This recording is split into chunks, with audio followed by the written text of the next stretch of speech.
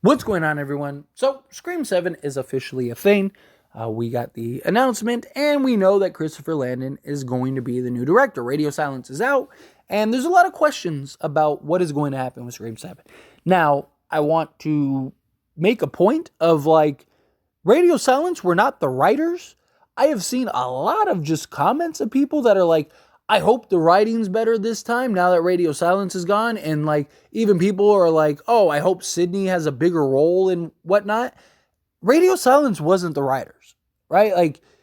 I just, every time something happens with Scream, it's like Radio Silence gets all the blame. And it's like, they have no say in the writing room. Radio Silence has made that abundantly clear. Just something I wanted to get out before we really dive in the video, just to kind of relay that information, because I've seen a lot of it.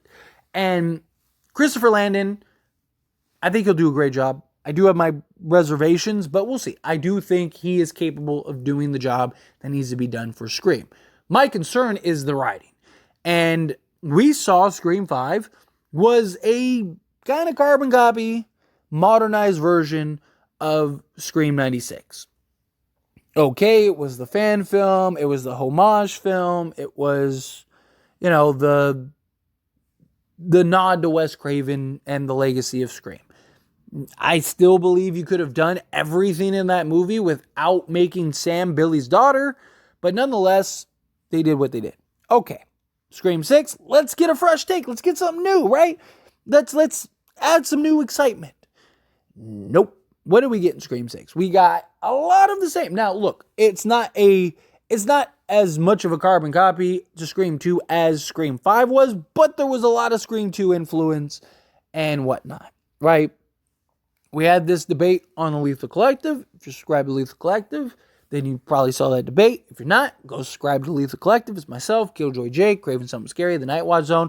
But we had this conversation, and, my point was like, hey, they did the whole, yeah, you can copy my homework, but just change it a bit, right? Like, yes, they did the family affair thing. That's great. But it's still the parent just gender swapped and the good old fashioned revenge, just like Scream 2.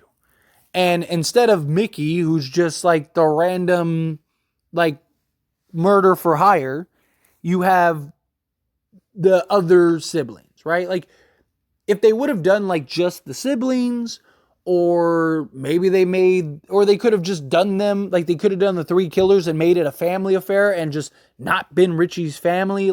There's a lot of ways that they could have done that. The college setting, I do like how they went about it this way. I do think Scream 6 did change a lot. It wasn't a complete rip-off of Scream 2, but there was that modernized version of Scream 2. And that, of course, begs the question going into Scream 7. What is going to be the modernized version of Scream 3? Because the track record says Scream 5 is Scream 96, Scream 2 is Scream 6. So I don't know why we would think Scream 7 would not be following the same blueprint, especially with the same writers. They have, yes, maybe it's not the exact same thing, but the foundation is they're using the same blueprint. They're just building their own house, right? It's just the interior is a lot of the same, right? They just moved the bathroom over here and, painted this room red instead of white. So what is Scream 7 going to look like as far as that influence, right? Now, if they go to Hollywood, I'm going to lose my mind, right? Again, we don't need the blatant ripoffs, right? If you want to have some Hollywood mention, or maybe the opening scene is in Hollywood, but it really still takes place in New York, and it's just kind of set something up or whatever, or an important character or whatever dies in the opening, and they just were in Hollywood, and it's just kind of this nod, fine. I'm okay with it. But if this setting is in Hollywood, I'm going to lose my mind. I don't think that that's what they're going to do, but I could see them as far as a sort of Scream 3, but again, copy, we're just going to change a few things, where maybe they stay in New York, right? And there's a movie that's being filmed. And there's a set where people are dying on the set. And, it's a stab film or whatever, right? Where it's like, hey, yeah, it is kind of reminiscent of Scream 3, but it's not. We're in New York. We're not in Hollywood. And, like, the whole film doesn't take place on a set as much as, like, Scream 3 did. And, like, it's just, again, and not saying Scream 3 was just solely on a set, right? They went to several other places, but, like, that was kind of the focus, right? The studio, the set, whatnot, where, like, hey, it's not really the focus in this film, but, like, hey, there's people dying in this movie, right? Like, I could see that kind of being the way that they approach this, right? And have that as kind of like the nod and the little, hey, there you go. Like, it's not the same thing, which, again, like, execution is everything, right? Like, so if it's done in a proper manner and it's just kind of like a tongue-in-cheek nod, sure. But, like, if it's like this, like, we're watching Scream 3 scenes and stuff like that, like, that's where I'm going to start feeling like, all right, it's a little much. I mean, I'm not going to be happy with, like, a movie setting, period, but you just know that they're going to do something, right? Like, you just know that there's going to be some element or several of Scream 3 that is going to be placed in this upcoming Scream 7. You just know it. It's just how it's going to go. Just how it's going to work. Because, again, they did it for the last two films. And, many of us, myself included, try to give them the benefit of the doubt, and they just didn't do that. It was just, here you go. Here's, like, there was several things that I said if Scream 6 did, I would be upset about. And they did all those things. And I was upset about it. And I've relayed that information. And I feel the same way about this upcoming Scream 7. If they do a bunch of stuff, and we'll dive into it as we continue to go on, I'll go in more detail. But, if they do this stuff, then I'm not going to be super stoked about it. So, how do they incorporate Scream 3 without making it look like, oh, like you copied the homework, right? Again, the movie setting is probably the best case scenario.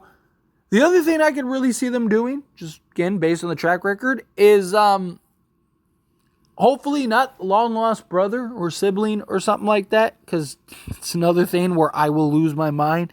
If Sam has like some brother, or Billy has another kid that no one knew about, or, oh my, like, it sounds like something that would happen just based on the writing we've gotten. Again, like, they're not the worst writers ever, right? Like, I know, like, I just talk negatively about the writing, but it hasn't been great. Like, it's been good, not great. And it sounds like, oh, hey, here's Billy has another kid you don't know about, or, Sam has a sister or whatever. Like, just, come on, please don't do that. But how can they kind of like, again, like, oh, we copied the homework, we just changed it. Maybe it's like a cousin or something, right? Like one of the points that was made when, I was having this whole debate with the Lethal Collective guys, one of the things was like, well, yeah, like, well, what about Scream 3 and Scream 4, right? Yeah, the brother, and then it was Jill, who was the niece, and it's like, yeah, but they were two, like, yeah, it was a family member, sure, but it was two completely different scenarios, right? Like, Roman's entire goal and motive and everything was to kill Sydney and basically make her pay for the life he never had, right? Wham, boo-hoo. Jill had a whole plan and was already beginning to execute it all before she ever even knew Sydney was coming back to Woodsboro for her book tour. Right? Like, Jill was surprised at first when that whole thing happened. And then it was just like, oh, good. Like, now I get to incorporate it. But Jill was going to go through with the Ghostface attacks and trying to be the star regardless, with or without Sydney. right? Like, and Sydney wasn't the main focus and motive for her. She wanted to be Sydney Prescott. And then Sydney just came to Woodsboro, and so it was just convenient where it was like, oh, now I get to actually kill her too, and that'll really just kind of elevate my star, right? That'll really brighten my star, right? Like, so again, yes, it was. My whole problem more so, because again, you can make arguments like, Scream 96 took elements from other horror franchises, right? Psycho, Halloween, things like that. Yes, all horror movies take from somewhere, right? And I don't mind Scream borrowing and, taking ideas from other things. It's just when, like, you're replicating the same franchise, that's where it's like, come on, right? Like, if they did like the Richie's parents and family thing in like Scream 8, then okay, like, yeah, you still did that, but at least it wasn't like the exact trend, right? It's like, it's not only that you're like ripping off the original trilogy in some ways, but you're doing it in the exact same order, in the exact same sequence. And you're doing it from a franchise that you're a part of, right? Like, because, look, there's a lot of copycat films that have had success, right? A lot of direct copycat films to Scream that have had success. But they weren't the same franchise. They did their own thing and just took little pieces, right? Like, if you want to take some pieces, right? Like, if you wanted to have a character named Roman in Scream 7, like, okay, cool, right? Like, don't make him the killer, but like, if you had a character named Roman, that'd be great. You have this like red herring. All the Scream fans are going to think he's involved. It's too on the nose. So is he not? Blah, blah, blah. Right? And it's like, oh, that's a fun little nod. Maybe he's even like, the brother of like, Sydney in the Stab film or something, right? Where it's like, oh, that's funny, right? Tongue in cheek. Like, if you want to do stuff like that, I'm all for it, right? Like, like I said, if you want to have like opening scene in Hollywood, but it doesn't take place in Hollywood, it's just like a nice little nod to Scream 3. Sure, I'm okay with that. Like, I don't mind them sprinkling some of these things, right, into Scream 7 or any of these Scream films. It's just like, just be creative in a sense. Like, Scream 6 was more creative than Scream 5, without a doubt, right? And Scream 6 did do a lot of cool things. But I want to see them stop handcuffing themselves to the past. That's kind of my point, right? Like, I would love if Scream 7 was just the returning characters, but like a whole new story that has no tie-in, like no direct connection. Like, let's get back to just crazy, right? Like, that would be great. But anyway, as always, this is a discussion, so I pass the question on you. Let me know your thoughts and opinions down in the comments below. What things in Scream 7 do you think that they will rip off from Scream 3? I'd love to hear it. However you feel, let me know down in the comments. That being said, if you like this video, hit that like button. Helps me out a lot. Lets me know you enjoy these types of videos, and I truly appreciate it. If you're not subscribed to the channel, what are you doing? Hit that subscribe button, follow with the bell notification, stay up to date with all things Scream, this wonderful community, and all of our discussions. See you all in the next one.